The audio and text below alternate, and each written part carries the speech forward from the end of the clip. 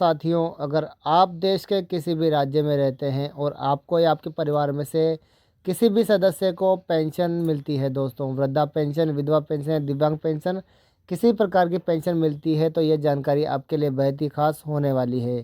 यानी कि बहुत महत्वपूर्ण होने वाली है, क्योंकि अब पेंशन योजना को लेकर के बड़ी अपडेट सामने आ चुकी है।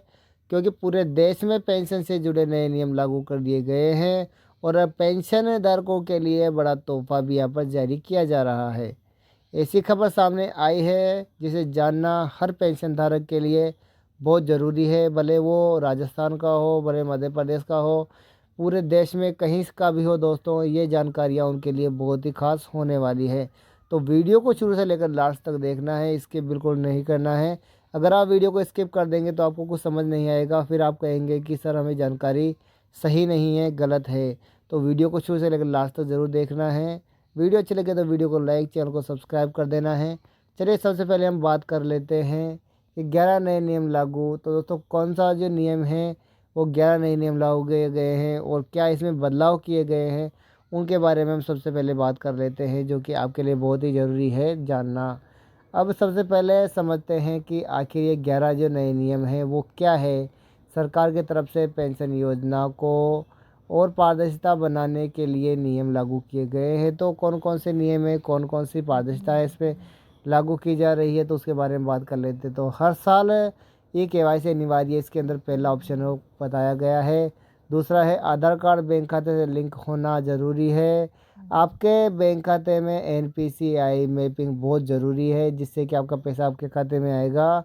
और अगर मृत लाभार्थी की पेंशन आपको मिल रही है तो उसे तुरंत बंद करवा देना है, नहीं तो पेंशन को भुगतान जो पेंशन भुगतान है उसको ब्याज सहित वापस वसूला भी जाएगा। दोस्तों आप देख सकते हैं फर्जी दस्तावेज पर सख्त कार्यवाही यहाँ पर हो रही होगी। आय सीमा की जांच यहाँ पर की जाएगी। उम्र सत्यापन यहाँ पर किया जाएगा। यहाँ पर बैंक खाता चालू होना आपका बहुत ज़रूरी है। यदि आपका बैंक खाता चालू नहीं है तो आपकी पेंशन रुक सकती है। मोबाइल नंबर अपडेट होना बहुत ज़रूरी है। वार्षिक सत्यापन अनिवार्य है। शिकायत के लिए आप हेल्प डेस्क की सुविधा यहाँ पर दी गई है। अगर आपको किसी भी प्रकार की पेंशन मिलती है और इसके अंदर आपको कोई भी दिक्कत होती है तो आप हेल्प डेस्क नंबर पर कॉल कर सकते हैं, आप यहाँ से सुविधा का लाभ ले सकते हैं। इन नियमों का पालन नहीं करने पर पेंशन रोकी भी जा सकती है। तो आप इन नियमों का ध्यान रखें दोस्तों। ये कुछ नए नियम है इसमें जो बदले गए हैं, कुछ में अपडेट किया गया है, ये आपके लिए बहुत ज़रूरी होने वाले हैं। अब बात कर लेते हैं दोस्तों कि सुप्रीम कोर्ट का बड़ा आदेश जारी हो चुका है, यानी सीनियर सिटीज़न अपडेट आ चुका है दोस्तों। तो क्या है कि अब बात करते हैं सीनियर सिटीज़न के अधिकारों के बारे में कि उनके लिए सरकार की तरफ से क्या अपडेट आया है। तो जो भी व्यक्ति 60 वर्ष यानी 60 साल या उससे अधिक उम्र के हैं तो उन्हें सीनियर सिटीज़न माना जाता है। ऐसे बुजुर्गों के लिए एक बड़ा आदेश यहाँ पर जारी किया गया है, जो कि सुप्रीम कोर्ट के द्वारा जारी किया गया है। यहाँ पर कहा गया है अगर सीनियर सिटीजन एक्ट और अन्य कानूनों में टकराव हो तो पहले सीनियर सिटीजन एक्ट लागू होगा, यानी कि बुजुर्गों के लिए अधिकार सबसे ऊपर होंगे। यदि आपके परिवार में से कोई पेंशन धारक हैं जो बुजुर्ग हैं तो उनको भी यहाँ पर सीनियर सिटीजन है तो उनको भी यहाँ पर सबसे ऊपर रखा जाएगा, उनको सबसे पहले लाभ यहाँ पर दिया जाएगा। अब बात करते हैं बुजुर्गों के अधिकार के बारे में, जो कि बहुत ज़रूरी जानकारी है, तो वो आपको बता दूं। तो संपत्ति का अधिकार बुजुर्गों के लिए है। तो संपत्ति के अधिकार में बताया गया है अगर कोई बेटा, बहू, रिश्तेदार परेशान करता है किसी भी बुजुर्ग व्यक्ति को तो बुजुर्ग उसे अपने घर से निकाल सकता है, अपने जमी जायदाद से बेदखल कर सकता है। दोस्तों 30 दिन में फैसला। तो भीषण पोषण यानी भरण पोषण और संपत्ति से जुड़े मामलों की जल्दी से जल्दी फैसले की जांच यहाँ पर जरूरी कर दी गई है, ताकि किसी भी जो है बुजुर्गों उसको दिक्कत ना आए। दोस्तों अब बात करते हैं भरण पोषण का अधिकार।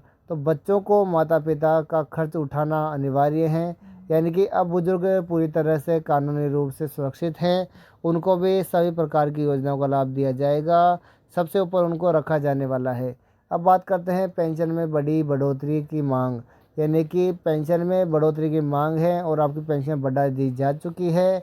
देश में पेंशन को लेकर के बड़ी मांग उठ रही थी और अब उसे पूरा कर दिया गया है।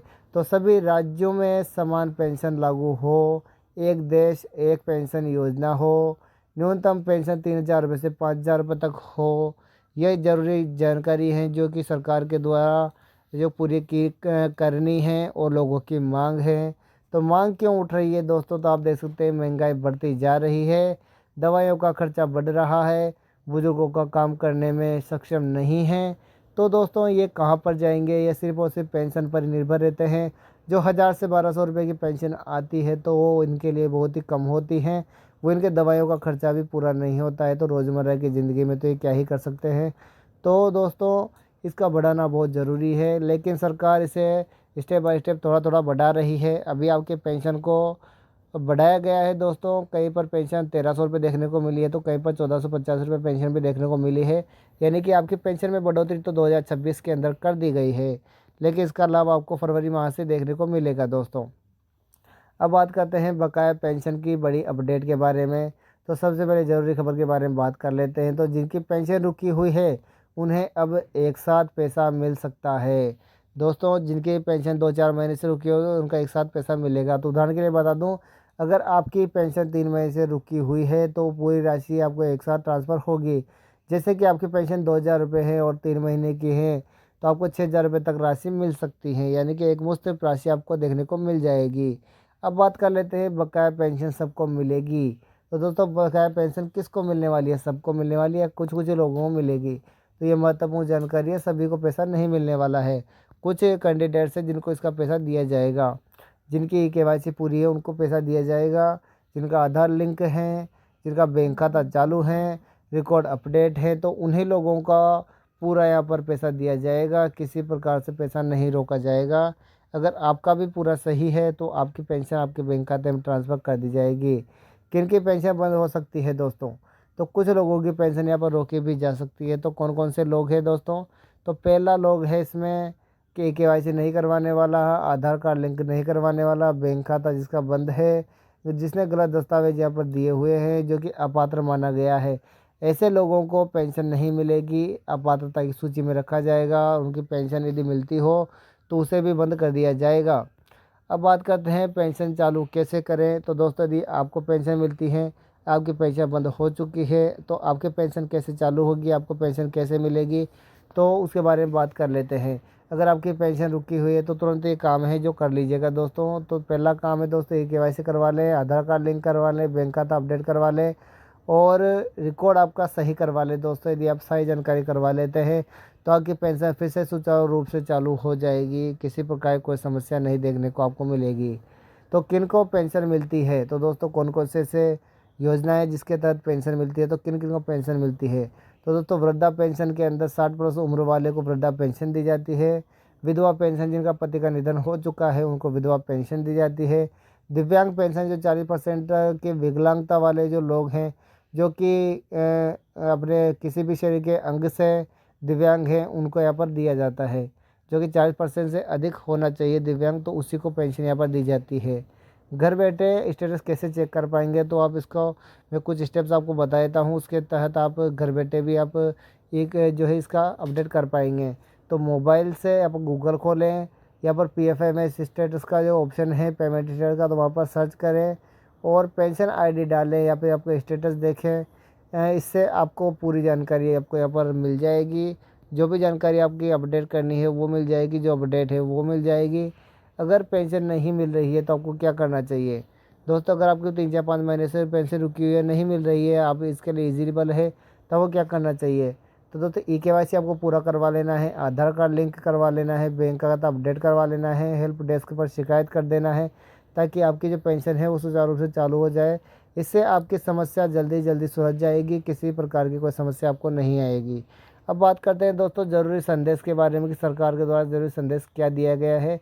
तो दोस्तों मैं बता दूं कि आपको पेंशन जो है वो एक पैसा नहीं है, बल्कि यह बुज़ुर्गों का एक सहारा है। यह उन बुज़ुर्गों के लिए अधिकार है, उन विधवाओं के लिए एक अधिकार है, उन जो हैं दिव्यांग उनके लिए अधिकार है दोस्तों। तो पेंशन एक पैसा ही नहीं है बल्कि अधिकार भी है, सहारा भी है। इसलिए छोटी सी गलती आपकी पेंशन रुक सकती है। तो आप कोई भी छोटी सी गलती ना करें जिससे कि आपकी पेंशन रुक जाए।